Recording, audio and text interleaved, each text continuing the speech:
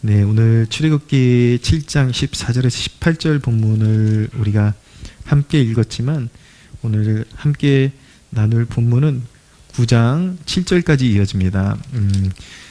하나님께서 이제 바로로 인하여 애굽에 10가지 재앙을 내리시는데 오늘은 5가지 재앙까지 살펴보겠습니다. 나일강이 피로 변하는 재앙, 그리고 개구리가 뒤덮는 재앙, 그리고 티끌이 이로 변해서 온 땅에 덮이는 재앙, 그리고 파리가 들끓는 재앙, 그리고 가축이 이렇게 전염병으로 이렇게 죽어가는 재앙, 이렇게 5가지 재앙까지를 살펴보겠습니다. 이 재앙들이 가지고 있는 영적인 특징들이 있습니다. 그것을 제가 몇 가지로 말씀드리겠습니다. 첫째는 인간의 완고함과 믿음 없음에 대한 심판이라는 것입니다. 하나님께서 바로와 애굽에 내린 그 심판의 특징이 바로 인간의 완고함, 믿음 없음에 대한 심판이라는 것입니다. 이 재앙을 내리시는 하나님의 요구는 한 가지였습니다. 16절에 보면 애굽왕 바로에게 내 백성을 보내라. 하나님의 명령입니다. 하나님의 뜻입니다. 그러나 바로는 마음을 완강하게 해서 오히려 하나님의 재앙을 가중시키게 되었습니다. 재앙은 하나님의 말씀을 듣지 않는, 그리고 믿음으로 받지 않는 인류에 대한 하나님이 주시는 심판인 것입니다. 성경을 보면 심지어 믿지 않는 자는 이미 심판을 받은 것이라고 선포하고 있습니다. 믿지 않는 자는 심판을 이미 받은 것이다. 성경의 원리는, 성경이 심판에 대해서 말씀하시는 것은 어떤 사람의 심판은 앞서고 어떤 사람들은 그 심판을 받지 않고 나는 심판을 피했다, 심판을 받지 않을 것이다, 그렇게 자부하지만 그들의 심판은 또 뒤따라온다라고 말씀하고 있습니다. 하나님의 말씀을 받지 않는 죄인들, 믿지 않는 죄인들에게는 반드시 심판이 따라오게 되어 있다라는 것이 성경의 선언인 것입니다. 특별히 하나님께서 죄인인 인간에게 내미신 화해의 손길을 거부한 자들에게 심판이 불가피함을 말씀합니다. 하나님께서 하나님을 떠난 인류에게 하나님의 독생자 예수 그리스도를 십자가에 내어주셔서 화목제물로 삼아주셨죠. 그래서 시편에 보면 내 아들과 입맞추지 않는 자는 길에서 멸망할 것이다 라고 그렇게 예언하셨는데, 바로 하나님의 아들, 화목제물이 되신 예수 그리스도를 거부하는 자들, 믿지 않는 자들에게는 반드시 심판이 임한다라는 것이 성경의 진리인 것입니다. 하나님이 바로의 마음을 완악하게 하셨다라는 대목을 우리가 유의해야 합니다. 우리가 신앙생활하면서 말씀을 적용할 때에 비록 우리가 예수 그리스도로 말미암아 구원 안에 있지만 바로의 모습을 보면서도 우리가 경각심을 가져야 되고, 신앙생활하면서 우리가 피해가야 할 영적인 그런 패단들을 배우면서 말씀을 적용할 수 있어야 됩니다. 하나님께서 바로의 마음을 하게 하셨다. 이 대목이 참 중요합니다. 그리고 우리가 경각심을 가져야 합니다. 사람이 불의한 마음을 가질 때 그 심판을 확증하기 위해서 하나님께서 계속 마음을 딱딱하게 하시는 것이죠. 그러니까 바로가 그 마음을 완강하게 함으로 말미암아 더 거센 그 재앙을 불러왔죠. 우리가 믿음 안에 있지만 우리의 마음이 딱딱해지는 것도 결코 좋은 현상이 아닙니다. 하나님과의 관계가 금이 가기 시작했다는 것이고, 그만큼 격차가 생기고 하나님의 뜻에 둔감해지기 시작했다는 것이기 때문에, 그것은 반드시 그런 상태가 오래가게 되면은 영적인 어떤 부작용이 거기서 반드시 나올 수밖에 없는 것입니다. 그래서 이런 대목을 보면서 우리가 각인해야 되는 것은 무엇이냐면, 우리 마음을 주님 앞에 항상 겸손하게 올려드리는 것, 겸손하게 갖는 것이 얼마나 중요한지 새삼스럽게 배우게 되는 것입니다. 또 한 가지, 이 재앙의 특징은 반드시 성취될 하나님의 경고라는 것입니다. 하나님의 심판은 인간이 인위적으로 막을 수가 없습니다. 여러분, 이렇게 계절마다 이렇게 인간에게 우리 사회에 덮쳐오는 어떤 재앙 같은 그런 일들이, 사건들이 있잖아요. 한번 보십시오. 인간이 첨단이라고 내세우는 것들이 자연의 재앙 앞에 얼마나 무기력한 것인지 우리가 목격하고 있지는 않습니까? 이 재앙의 기사는 여러모로 계시록에 나타나는, 요한계시록에 나타나는 재앙과 닮은 면이 많습니다. 계시록에도 보면 하나님께서 바다를 피로 물들이시고 해가 빛을 잃게 하시고 천체를 흔드시는 등 이런 재앙들이 나타나죠. 그러니까 그것이 의미하는 것은 무엇이냐면 하나님께서 모든 피조 세계를 흔드시는 분이시라는 것입니다. 모든 자연과 모든 천지 만물을 흔드시는 분, 만유의 주권자, 통치자 예수 그리스도는 바다와 바람을 꾸짖으시고 잠잠케 하시기도 하시고 격동치게도 하실 수 있는 분이 바로 우리 주님이십니다. 이 대목을 보면서 심판을 경고하시고 일으키시는 주체자가 하나님이라는 사실을 잊지 말아야 합니다. 오늘 보면 이제 17절에 보면은, 7장 17절에 보면은 하나님은 아론이 들고 있는 지팡이를 내 지팡이라고 말씀하세요. 내가 지팡이를 나일강에다 칠 것이다 라고 말씀하시는데, 실제로는 하나님이 치시는 것이 아니라 아론이 치는 것입니다. 그런데 하나님께서 표현하실 때는 아론이 지팡이를 이제 내밀고 치는 것인데 내가 지팡이를 칠 것이다, 그렇게 표현하고 있는 거예요. 그것은 무엇이냐면 아론이 하나님의 명을 받들어서 지팡이를 내밀지만 사실은 실제적으로 영적인 능력을 행사하시는 분, 심판을 베푸시는 분은 하나님 자신이다라는 것을 이렇게 말씀하고 있는 것입니다. 다시 한번 정리해드리면 모세와 아론이 지팡이를 내밀어서 그 심판을 실행하지만 실제로 역사하시는 분은 하나님이신 것입니다. 여러분, 하나님의 말씀을, 하나님께서 이 시대 가운데는 하나님께서 사용하시는 도구가, 그 지팡이와 같은 도구가 무엇이냐면 바로 이 강단입니다. 말씀을 듣는 것, 하나님의 말씀에 그런 어떤 경외감, 진지함, 그것이 우리 세대에 회복되어져야 되는데, 오늘 7장 1절에 보면은 아론에게 모세의 대언자가 될 것이라는 말씀이 있어요. 모세의 대언자가 될 것이다. 하나님이 아론을 대언자로 세우셨다. 근데 이 대언이라는 것이 히브리어로 나비라고 합니다. 여기서 나비라는 것은 예언이라는 뜻이죠. 여기서 대언한다라는 것은 예언한다라는 뜻을 가지고 있습니다. 이제 아론이 자기 개인적으로 이야기할 때는 그것은 예언이 아니에요. 그렇지만 하나님의 말씀을 모세로부터 받아서 아론이 자신의 입술로 전하는 순간 그것은 예언이 되는 것입니다. 그러니까 말은 아론이 하고 있지만 사실은 그것은 하나님의 말씀인 것입니다. 강단도 그렇습니다. 이곳서 설교자가 자기의 개인적인 말을 한다면 그것은 하나님의 말씀으로서의 권위가 없지만 성경 말씀을 분명하게 여러분들에게 표현하고 있다면 그것은 분명한 예언인 것입니다. 그래서 성경 저자의 말씀들을 성령의 영감을 받아서 전하는 동안 그것은 예언인 것이죠. 그래서 예언으로 주시는 경고는 하나님의 뜻이기 때문에 그 말씀은 그대로 성취되어지고 막을 수가 없는 것입니다.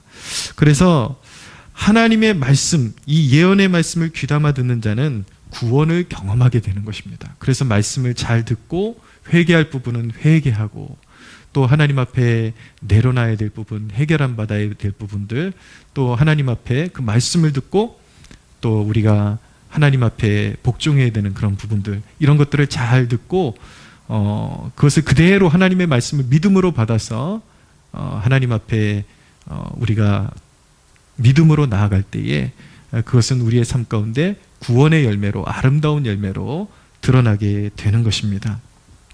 그러니까 하나님께서 말씀을, 예언을 통해서 경고를 주시는 이유는 우리를 살리시는 것입니다. 그것이 하나님의 본심이고 하나님의 뜻인 것입니다. 아멘입니까? 네. 세 번째로, 이 재앙들의 특징은 인간이 의지하는 것들에 대한 점진적인 심판입니다. 오늘 말씀에 보니까 나일강이 피로 변했습니다. 강은 무엇입니까? 세상 사람들에게 강의 의미는 생명의 근원입니다. 강을 기점으로 해서 문명이 계속 발전을 하고 풍성한 그런 문명을 꽃피우게 되는 것이죠. 근데 나일강은 애굽인들에게 있어서는 우상이기도 했습니다. 실제로 섬기는 그들의 신이기도 했습니다. 풍요를 갖다주는 신. 인간이 그토록 의지했던 풍성한 공급원이 하나님의 재앙을 통해서 어느 날 피로 변해요. 어느 날 갑자기 피로 변해요. 여러분, 세상 사람들이 의지하는 그 모든 것들이 하나님이 그 축복을 거두시면 한순간에 피로 변하는 그런 역사를 이제 맞이하게 되는 것이죠. 여러분, 나일강이 생명의 근원입니까? 하나님의 아들 예수 그리스도가 생명의 근원이십니까? 하나님의 아들이신 예수 그리스도가 우리에게는 생명의 근원이시고 생수의 근원이시죠. 근데 생수의 근원을 버리고 인간이 어디서 행복을 찾을 수 있다는 말입니까? 풍성하게 삶을 번성케 하는 그 나일강이 의미하는 바를 여러분들이 잘 유의해서 한번 생각해 보시기를 바랍니다. 우리의 삶 가운데 어떤 부요의 근원, 인간의 풍성한 근원, 내가 부요의 근원이라고 생각하는 것들이 어느 날 하나님을 섬기지 않고 하나님을 믿지 않는 인류에 대한 심판이 실행되기 시작할 때에 그것이 피로 변하는 그런 역사가 이루어지게 되는 것이죠. 두 번째 재앙은 무엇입니까? 개구리가 나일강으로부터 다 올라와요. 근데 말씀해 보니까 침실과 화덕과 떡반죽 그릇에 넘쳐났다라고 말씀하고 있습니다. 침실과 화덕과 떡반죽 그릇. 예, 이것들이 의미하는 것은 무엇입니까? 우리 일상의 축복들, 잠자고 먹고 이런 소소한 것들. 여러분들은 일상의 축복을 알고 있습니까?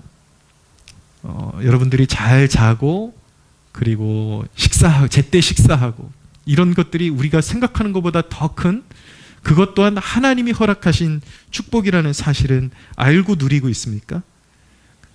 그게 여러분 대단한 겁니다. 왜냐하면 우리 주위를 가만히 보면 누워서도 잠을 제대로 이룰 수 없고 먹을 것이 있어도 입에 가져다 댈 수 없는 사람들이 생각보다 많이 있기 때문인 것입니다. 그런 날이 어느 날 불쑥 찾아올 수 있어요. 우리가 너무나도 일상에 자연스러운 것이라고 생각하는 것들이 하나님께서 막으시면 굉장히 인간이 비참하고 곤란한 지경이 되는 것입니다. 세 번째 재앙이 무엇입니까? 땅의 티끌이 이가 되어서 사람과 가축에게 막 기어올라요. 재앙이 시작되니까 인간들은 스스로가 그런 어떤 피조세계의 그런 피조물들보다 더 우위에 있고 안전한 지대에 살고 있다라고 그렇게 자부할지는 모르겠지만 하나님께서 한번 치시니까 그 재앙이 사람과 짐승의 경계를 사라지게 해버립니다. 사람의 신세나 짐승의 신세나 똑같은 신세가 되어버리는 것이죠. 네 번째 재앙은 거주지에 파리가 막 우글거려요. 파리 재앙이 임했습니다. 그것은 무엇입니까? 여러분 생각해 보세요. 내가 숨쉬고 거하는 곳마다 파리가 잔뜩 끼어 있어요. 그 마음에 쉼이 있을 리가 있겠습니까? 일상의 쉼이 사라지는 것이죠. 다섯 번째 재앙은 돌림병이 소와 양 같은 가축에게 걸렸습니다. 다 사람들이 의지하는 것들, 나의 어떤 수입의 근원, 나의 인생의 풍성함의 근원이라고 생각하는 것들의 재앙이 쏟아 부어지는 것이죠. 사람들이 어리석게 생각하는 것은 신앙은 없어도 내가 붙잡을 수 있는 이런 것들만 있으면 문제가 없어 라고 자부하는 그 인간의 태도가 얼마나 어리석은 것입니까? 여러분, 하나님은요 멸망할 자들에게도 경고를 주십니다. 왜 이렇게 점진적으로 하나님께서 심판을 실행하시냐면 마땅히 멸망받을 인간에게도 기회를 주시는 것입니다. 점진적으로. 하나님께서는 호련히 인간에게 멸망이 다가오는 것은 사실이지만 그것이 어느 날 갑자기 이루어지는 일이 아니라 하나님은 멸망받을 죄인에게도 돌이킬 기회를 계속 주시기 위해서 점진적으로 인생에 어떤 경고와 사인을 주신다라는 것을 알아야 하는 것입니다. 사랑하는 여러분, 영민하게 깨어서 하나님이 우리를 구원하시고자 주시는 영적인 경고들에 대해서 영민하게 간파할 수 있는 눈을 소유하는 주의 백성들 되시기를 축원합니다. 네 번째, 이 재앙의 특징은 오직 하나님만이 주이시고 통치자이심을 나타내 줍니다. 7장 22절에 보면 애굽의 요술사들이 이제 모세와 아론이 지팡이를 내밀어서 나일강을 피로 만드는 그런 장면을 보더니 이제 바로의 명을 받고서 똑같이 흉내를 냅니다. 요술사들도 자기들의 요술로 그같이 행했다라고 말씀하고 있어요. 그리고 8장에 보면 개구리 재앙이 나오는데 요 개구리 재앙까지는 애굽의 요술사들이 똑같이 따라합니다. 흉내를 냅니다. 비슷하게 흉내를 냅니다. 그런데 우리가 눈여겨봐야 되는 것은 세 번째 재앙, 티끌이 이로 변하는 재앙부터는 따라하지 못하고 요술사들도 자신들의 입술로 고백하는 내용이 무엇이냐면 이것은 더 이상 따라할 수 없습니다. 이것은 하나님의 권능이니이다 라고 그렇게 인정하고 바로에게 고백을 합니다. 여러분, 세상 종교, 어떤 인간이 만들어낸 철학, 이런 것들도 기독교의 진리와 유사하게 따라하는 대목이 있습니다. 그 유사하게 따라하는 대목이 있기 때문에 사람들은 거기에도 진리가 있다라고 착각을 하는 것이죠. 세상 종교에는 어떤 것이 있습니까, 여러분? 세상 종교도요, 나름대로의 평안을 줍니다. 나름대로의 평안을 주고 자아를 성취하면. 여기 성북동에 제가 요즘 자주 이렇게 산책을 다니는데 그 절이 하나 있거든요. 그 길목에. 그러면 이제 거기 사람들이 화분을 이렇게 돈 주고 사가지고 자기 이름하고 소원을 써놓은 화분들이 쫙 깔려 있습니다. 그것이 뭐냐면 그 사람들도 나름대로 소원을 빌면 어떤 나름대로의 응답이라고 여겨지는 그런 체험들이 있는 것이죠. 자아성취, 무언가를 비나이다 하면 뭔가 이루어지는 것 같고, 사실은 그들의 종교가 이루어진 것이 아니라 그것도 하나님의 손 안에서 이루어지는 것인데 착각하는 것이죠. 어쨌든 간에 중요한 것은 세상 종교도 무언가 얻을 것이 있다라는 거예요. 그냥 평안을 논하자면 오히려 적막한 산속에 들어가서 이렇게 참선하고 그런 어떤 절에서 풍겨나오는 정치 속에서 사람들이 더 이렇게 고요함을 느끼기도 하고 그런 것들이 있거든요. 그러니까 이제 사람들이 거기에도 진리가 있다라고 그렇게 착각을 하는 것이죠. 점쟁이한테 가면 어느 정도 말이 맞는 것 같으니까 사람들이 거기에 현혹되고 빠져들기도 하는 것입니다. 그것이 마치 예언과 하나님의 예언과 점쟁이의 그런 어떤 예견이 마치 동급인 것처럼 사람들은 착각을 하지만 그것은 매우 어리석은 착각에 불과한 것입니다. 비슷하게 흉내내는 면이 있는 것 같지만 여러분, 세상 종교의 그런 것들이 하나님의 심판을 피하게 할 수도 없고 그러한 것들이 영생을 줄 수도 없습니다. 궁극적인 거, 영생에 이르게 하는 진리, 심판을 피하게 하고 영원한 생명에 이르게 하는 유일한 진리는 예수 그리스도로 말미암은 구원, 기독교의 예수 그리스도의 피 묻은 복음 외에는 없는 것입니다. 할렐루야. 어리석은 사람들은 하나님의 말씀보다 점쟁이의 말을 더 신뢰하려고 합니다. 마치 바로처럼 이제 자기 요술사들도 어느 정도 이제 좀 따라하니까 마음이 더 강팍해지는 거예요. 이거 봐라, 우리 종교도 이 정도는 한다. 우리 요술사들도 그 정도는 한다. 그러면서 바로의 마음이 딱딱하게 굳어지면서 또 불순종에 빠져들어가게 되는 것이죠. 이 세상을 살아가는 사람들 가운데 바로처럼 그런 어리석은 것들에 현혹되고 위로를 받고 살아가는 사람들이 부지기수입니다. 그러나 우리가 기억해야 하는 것은 인간의 생사화복을 주장하는 말씀은 오직 하나님의 말씀뿐인 것입니다.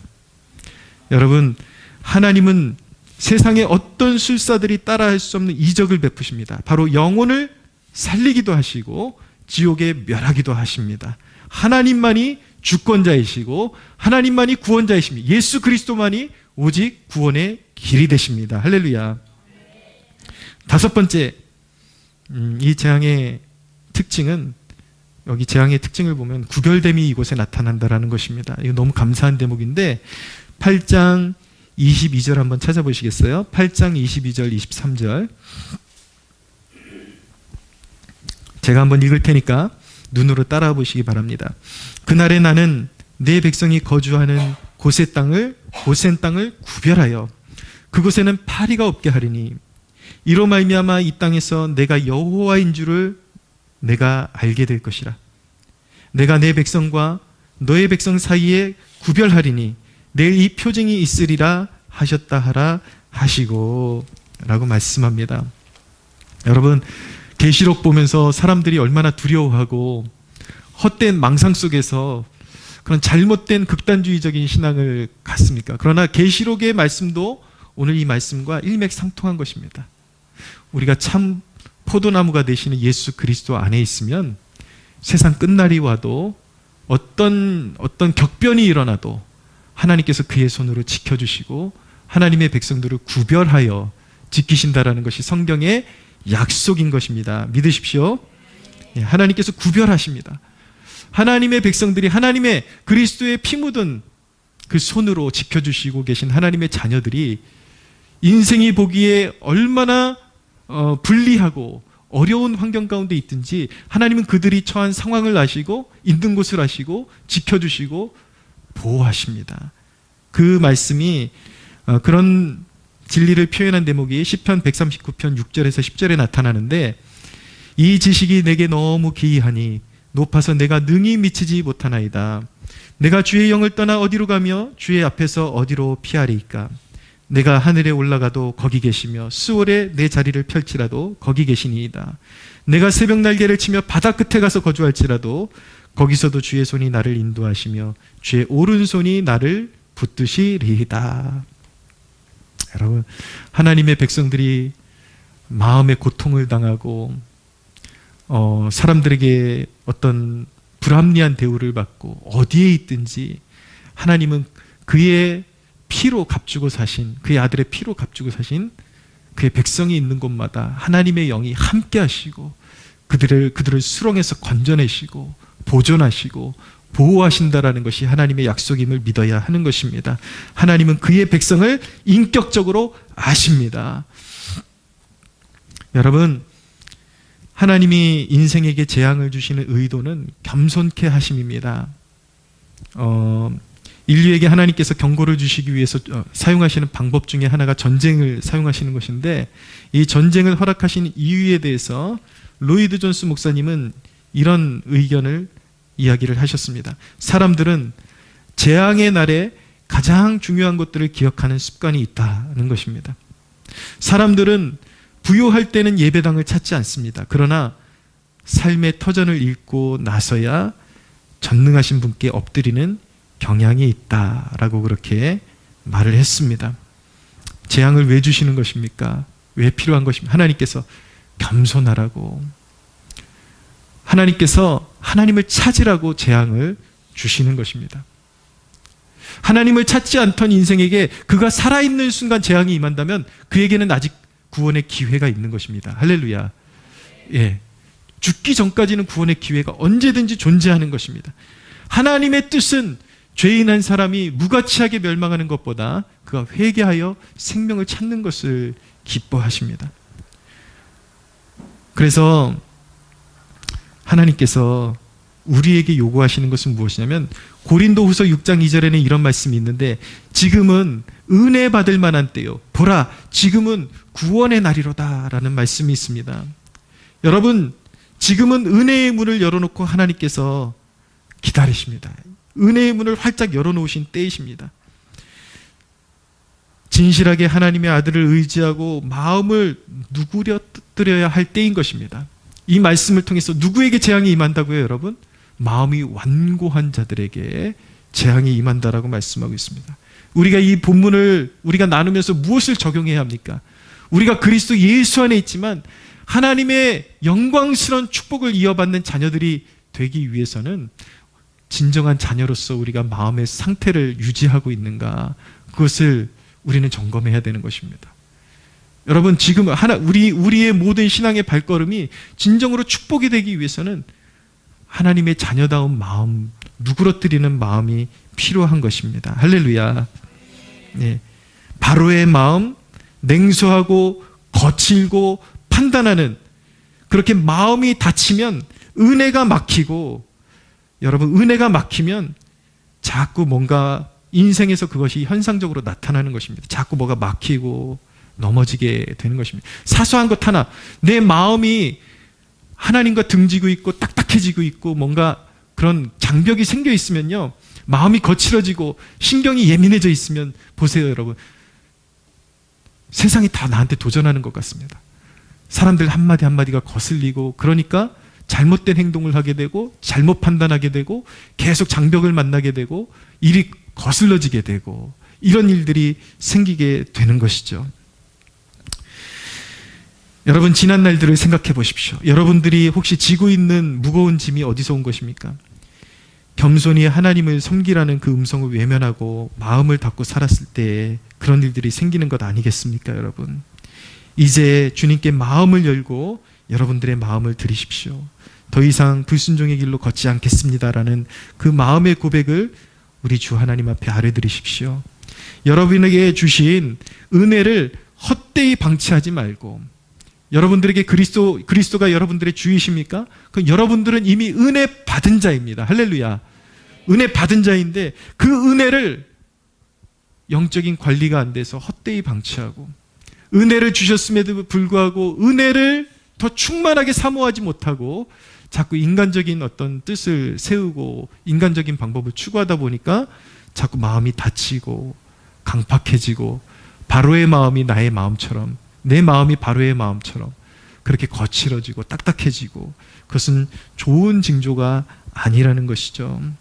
사랑하는 여러분, 여러분들에게 하나님의 아들의 그 피로 말미암아 여러분들이 허락하신 그 은혜를 헛되이 방치하지 말고 여러분들 마음 중심에 은혜의 강이 흐르도록 여러분들의 마음을 하나님 앞에 겸손하게 낮추고 더 충만한 은혜를 구할 수 있게 되기를 주님의 이름으로 축원합니다.